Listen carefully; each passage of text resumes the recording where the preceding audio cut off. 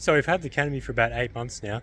I mean, it's a very solid canopy, like it feels heavy duty, no issues really with all the components of it, although I am a little bit worried about how long these little hinges here will last. They seem to be fine at the moment, but I think there's some kind of like hard plastic or something, so I think eventually they're starting to wreck them. And also, I'm starting to get some surface rust along here. So bits of surface rust, and you can see that. I'll get a bit of a close-up over the top, but what I'm going to do is I'm going to sand these back a bit, and then give them a good clean, put some rust converter on, and then I'll paint it again with some black paint over top to try and keep it good.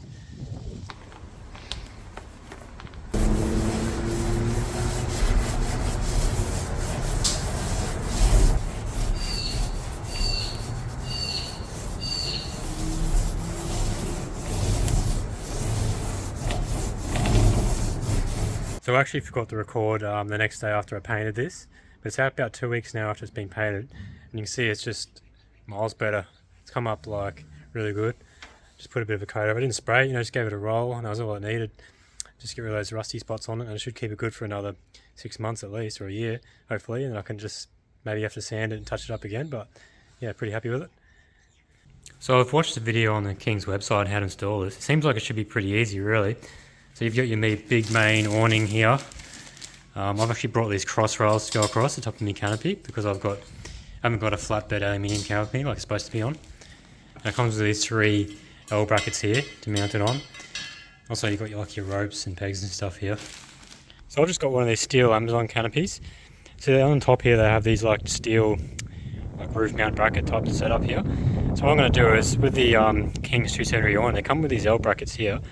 And I've just brought these slotted angles, so they're 1.5mm thick powder coated angles. I'm just running them right across the whole length. I'm going to bolt them on each side to give it extra strength. And that way I can just bolt this L bracket directly onto this piece here and that bracket. So there's 3 of these brackets you get, so I'll have to do 3 of these along. So the first 2 are supposed to be within 200mm of each other, so the second one I'll probably actually cut out and get so it fits flat in here. And then the other one I'll space evenly apart so that I can screw my solar panels directly on the side of these slotted pieces. Alright, so first up with these, you got to take the cover off. Just unzip it all.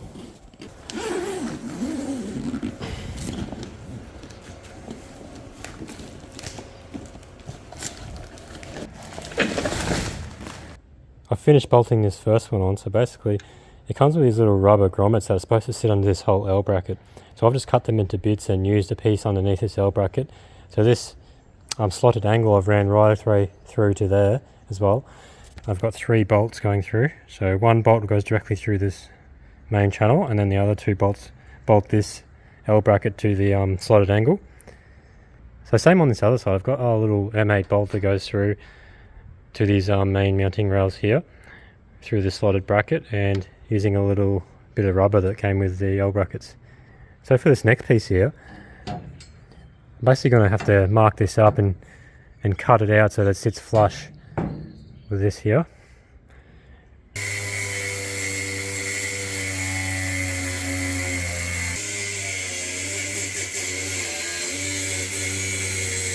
I've just cut these little notches out on both sides here, so now it sits flat on the top.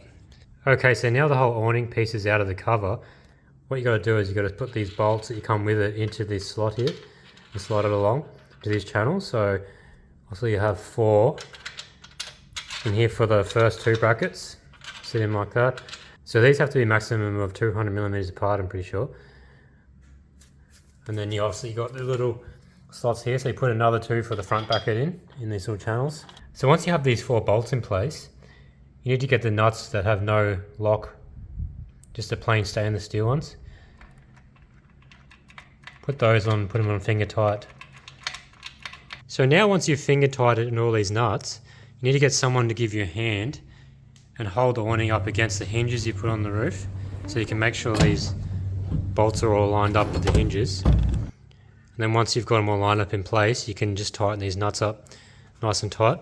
Okay, now once you've got all these bolts tightened in place and you've lined them up properly with the brackets, you've got to put it back into the bag here.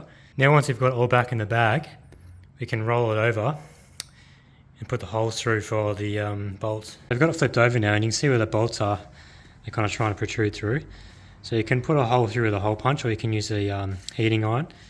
So I'm just giving it a hit with a soldering iron, just melting a bit of a hole. And as the plastic around it gets soft, you should be able to just push the bolt through pretty easily. There you go straight through. Do that with these other ones at the back here, and we're all done. Now once you've got these bolts coming through these holes here, you actually need to take the bag off again and take those plain nuts off that don't have the locking thread on them. So I've kind of taken the bag off here. I'm just going to undo these nuts by hand. Take all these off. Once these are off, I'll put it back through the holes that go in the bag. So I've taken those standard nuts off, put the bolts back through the holes.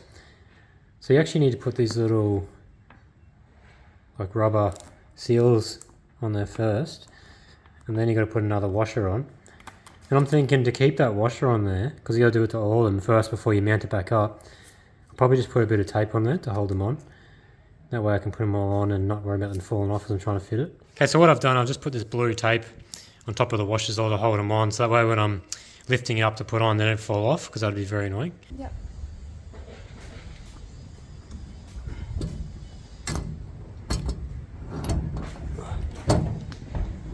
Okay, I'll pull this nice and tight.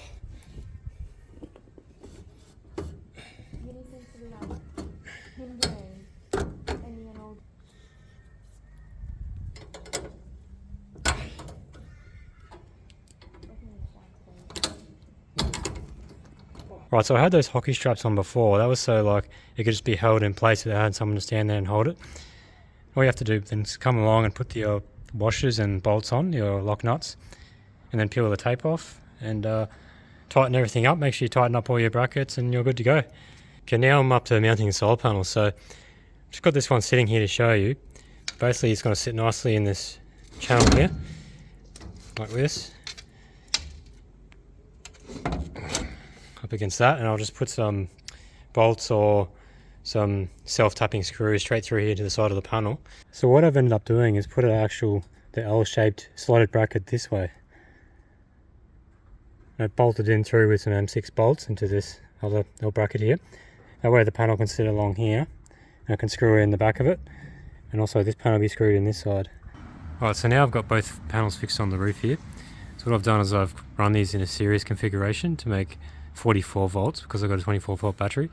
So this one runs through and connects with this one in a series setup and runs back around and in through the top of the light here. I've just siliconed it in so I don't have to put an extra hole in the roof. So just a bit of a top view here so you can see how it all sits up there nicely. Along the back there I've got them all screwed in. Ideally it would be nice to have it like sit over here a bit further, but at least the good advantage of having it separated from here is you get less shading issues. So if the sun was over this way, I wouldn't have as much problem with shading, so that's probably one of the advantages of doing that. So I've just joined this up to this main wire here with some MC4 connectors, which means like later on if I want to change this panel, I'll just have to simply unclip those connectors and clip another one on, screw the new panel on. So these panels I'm using on the roof here are actually the King's folding panels that you normally get like in a suitcase setup, where they fold together and they have like the legs on them.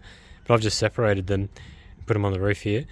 They're actually decent really because they're rated for 250 watts and I've been getting some days over the 250 watts. I think I got 255 watts on one day, so not bad really, considering they're only about 150 bucks I paid for them. Thanks for watching guys. So that concludes another episode. I hope it helps you out if you look at doing this yourself in the future. So it's been pretty handy so far. I've used the awning a few times already and it's great, you just pull up, whip it out, takes 30 seconds. So far it's been a pretty good awning, but we'll see how it goes in the long run. Thanks for watching guys, catch you in the next one.